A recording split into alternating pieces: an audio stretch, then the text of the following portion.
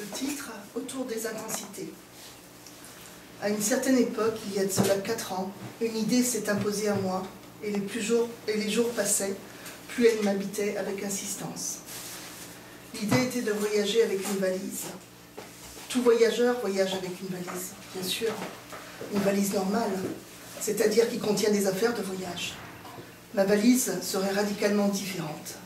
Elle porterait un nom, valise artistique, par opposition à l'intouchable valise diplomatique. Ma valise serait peinte à l'extérieur en bleu, à l'intérieur avec un miroir placé, fixé au fond, de façon à ce que chaque personne qui l'ouvrirait voit son visage, son portrait. Cette personne pourrait être le douanier, le curieux, le voleur, et ceux qui pensent que tout artiste peut être suspect. Cette valise contiendrait ni brosse à dents, ni pyjama, ni texte ou dossier secret. Elle serait entièrement vide. Comment voyager avec une telle valise? Une valise artistique traverse les frontières sans bagage. On vous demande d'ouvrir cette valise, et bien là, vous l'ouvrez. Et si l'on vous pose des questions à son sujet, dites que c'est une valise artistique. D'ailleurs, quelles questions pourrait-on vous poser au sujet de cette valise? Ouvrir une valise, c'est une façon d'ouvrir sa boîte crânienne. La valise artistique est folle, irrationnelle, poétique.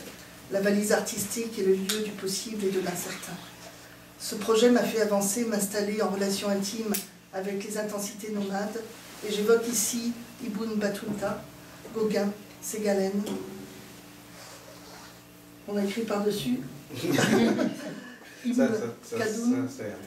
Khaldoun et d'autres artistes qui ont traversé ce pays ou vécu un certain temps au Maroc, comme Delacroix et Matisse.